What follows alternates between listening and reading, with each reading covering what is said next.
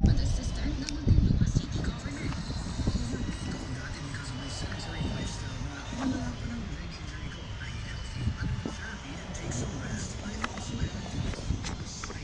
good morning, guys. It's now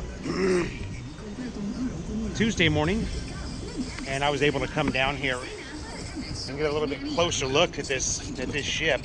This looks like it's a Chinese vessel, a Chinese tourist boat. I think that's what it looks like to me. I don't know. Have a look for yourself. All I see there is some writing. It's probably some sort of a boat from China, maybe, filled with Chinese tourists. Man, I wish we would have seen them bring this thing in. That would have been something to see. Like I said this morning, it was way out there in the harbor, way out there. And they got that thing in here and ported in less than 40 minutes. In the time that Melanie and I were at the gym, they got this thing in here, backed it in, and ported it. I would love to have seen that. As you saw earlier, the two tugboats were still sitting next to it when we first discovered it, when we came out of the gym. And there behind me there is the Manila Hotel. That structure with the green roof. That's where Melanie and I were, back in January when I first came to the Philippines, when I first moved here. I believe that was the 7th of January I arrived here in Manila permanently. And I cannot recommend that place enough, you guys. If you come to Manila, even if you can only do one night there, stay at the Manila Hotel. It's absolutely beautiful. So it looks like this long gangway is the way the tourists will come in. I don't know. Quite interesting, though. I'm sure things get pretty exciting around here. You know, when they get a cruise boat in, I'm sure that things get pretty exciting.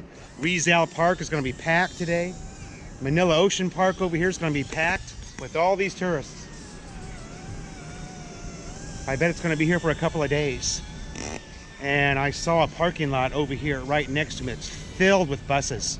So those are probably tours, that the tourists can buy on ship. And then they come off and the bus takes them off to wherever. There's so much to do here in Manila,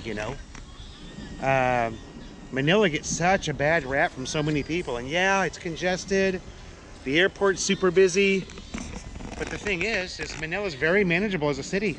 If you know where to go and you do your research, there's a lot of really neat things to do here. People just don't realize, a lot of times they don't give it a chance. I was guilty of that myself. The first couple of years that I started visiting the Philippines again, I avoided Manila and I flew into Clark. And then once I met Melanie, and I had to fly into Manila. Well, I didn't have to, but it was just easier to fly into Manila because, this is where we live. So, anyway, I just wanted to give you guys a closer look at that ship. I thought it was awesome. I'm fascinated by big vessels like this, and like I said, I wish I could have seen them tugboat that thing in here. I bet you that would have been neat. It's amazing how quickly they did it.